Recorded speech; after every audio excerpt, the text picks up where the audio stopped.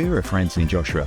I mean, remarkably 10 years ago, this year that he made his professional debut at the O2 Arena against Emanuele Leo. So many big nights in his career there, headlining against Gary Cornish for the Commonwealth title. Before that, Kevin Johnson as well on a big pay-per-view undercard. Of course, Dillian White, the epic headline event for the British heavyweight title. Charles Martin for the world heavyweight title, defending it in his first defence against Dominic Brazil. And now, after fighting all around the world, Madison Square Garden, Millennium Stadium, Wembley Stadium, Saudi Arabia, he returns back to the Lion's Den. And a very important night for Anthony Joshua, and a really good place to do it as well.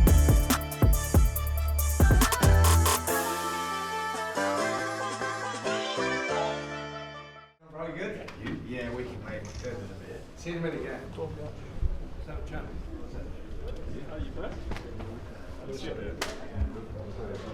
It's more about what I'd lost.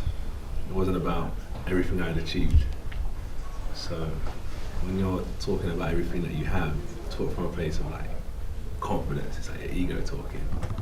But at that stage, I just lost. So I was at the title race. So yeah, I was just wounded. As I said, like building up for such a long time. 8 years trying to build towards the undisputed fight, just at the last hurdle.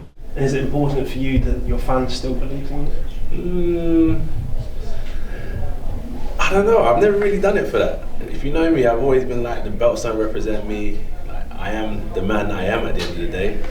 I was a champ before boxing. I was a champ before I had the belts. The belts just sat on my waist, they don't anymore, but I'm still here, fresh as ever, living, smelling good, eating good. So, like, it is what it is. I don't like to overcomplicate this situation. It's just a fight. I've been doing it for a long time, you know. So I don't put it, like for other people, they may tune in for this fight. For me, it's just another day. I've been fighting for years. So I don't put too much pressure on myself. All good? Yeah, shattered. Oh, stop. I said to Hearn, what's it like being able to go out to the mall, a coffee?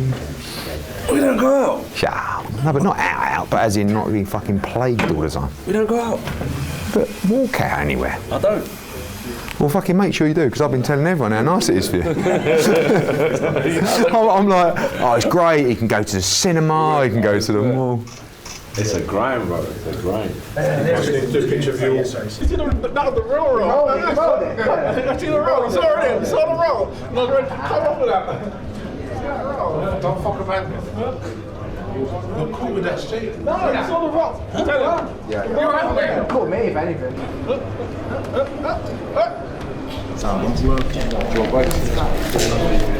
Yeah. I feel great. You know, I'm a warrior. I love this sport. So, you know, if you a guy that likes to box, who doesn't feel great getting these type of opportunities, fighting top guys? So, you know, I just want to be competitive like I always been. I don't sleep on nobody. So, in my mind, AJ never fought Usyk yet. So. That's how I'm going to treat him. That's how I'm approaching the situation. You know, I never take nobody lightly. Never, even when I find flaws or find anything, I never doubt anybody. Because in this type of sport, it only takes one punch. You know, and you fight for your life in there. So, I take everything serious. Anthony has been through three different trainers, and is he going to feel comfortable when the going gets tough? When Jermaine hits him hard and tests him, and after Joshua explodes, Jermaine's going to come back with his combinations. Is Joshua going to trust Derek? I don't know. Probably not, because you can't really build that kind of bond in 3 months. And Derek James is a wonderful trainer and he's great, trainer of the year. I'm a fan, he does a great job, but there's only so much you can do in 3 months. Anthony Joshua, great fighter, accomplished the top, Hall of Famer, got all the accolades of being a champion. Jermaine is a hungry guy, doesn't have it. When the going gets tough, Jermaine is going to dig deep, and that hunger is going to be the key in winning this fight. And Jermaine is going to be in much better shape for this one than he was for the one with Dillian White. I feel, you know, along the journey we really emphasise what undisputed is. We push the undisputed.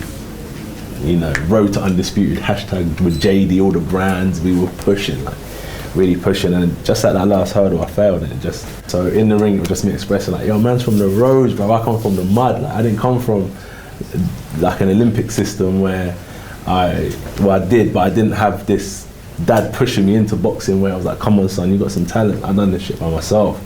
It's really something I always wanted to do. So it's like, you know, to train a bigger guy but give him the skill set of a smaller guy. So, yeah. Gotta stay focused on what you gotta do, because the moment you get to thinking of outside things is the moment that you stop your focus, and you know you're not gonna be able to concentrate on stuff that you gotta do. It can get you hurt. It's a dangerous sport, so until the fight's over, I don't think about nothing basically but the fight. My whole career I've always been the underdog, always been looked at as the guy, like the journeyman, the guy that's gonna lose once he gets to the top level. So always been fighting odds my whole career. It's not nothing that it doesn't offend me. It doesn't like make me think about it any other way. It just makes me want to work harder, to prove other people wrong, to prove people that I belong in this sport, that I'm the top guy in this sport. So I just work, I grind hard. You know, I think when the odds are stacked against some people perform better. But if you tell the universe, like, I'm going to make something happen, I'm going to do it,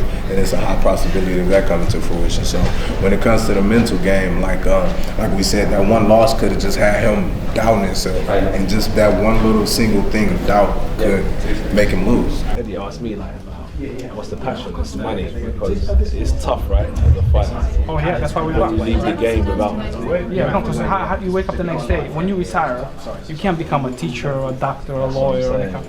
So it's very difficult. It's very challenging. When you had no money, you said, all right, I've got to. Well, I gotta get back in the ring because that's the only way that I know how to. Oh, so you fought again? Yeah, so when I first started to promote, I had my own fights. No, after they made Can't fight. Yeah. Yeah.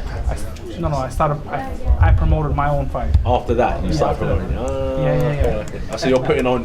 So you're basically putting on other fighters on your undercard. Exactly. So then hiring medical team, setting up chairs, insurance, matchmaking, who brings the ring. Slowly started to.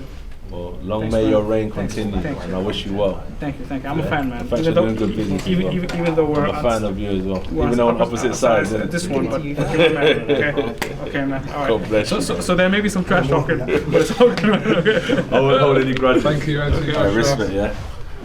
Cheers, man. Thank you, Pete. Boom. After the fight with Josh last May, and then what happened November, me falling ill, and it's the return of Josh. I feel like it's the return of Craig, so it's fitting for the card, I think, as well. And I just appreciate being on a big card like this as well. I think this is the perfect kind of opponent for the situation that Anthony Joshua is in at the moment. Clearly needs a confidence booster. It will be, by the time they walk to the ring, 2 years and 4 months since he's had his hand raised in victory. So he needs to get some winning momentum back into his career. And I think, on the basis of what I saw close up at ringside when Franklin fought Dillian Whyte, that this is the perfect type of opponent for Joshua. He's more explosive than Dillian Whyte. I think he'll take advantage of the openings he creates more so than Whyte did. I think he can look good, and I think he can make a statement that delivers him back to the forefront of the heavyweight division after those 2 setbacks against Usyk. I feel very positive this year. You know, I've started in the gym since my last fight. Only, you know, I had a week off over Christmas, and you know, I need to push on this year. You know, I'm 29 now, so I just will pick up this European title. You know, put a good performance on. Obviously, last performance wasn't great by any stretch of the imagination, but you know, I'm the real deal, and I'll show everyone on the 1st of April.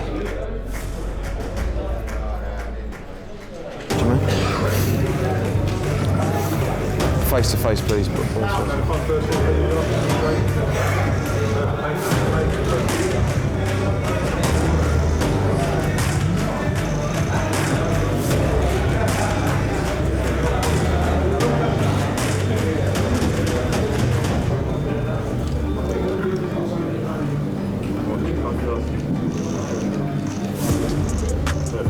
Face to face, please.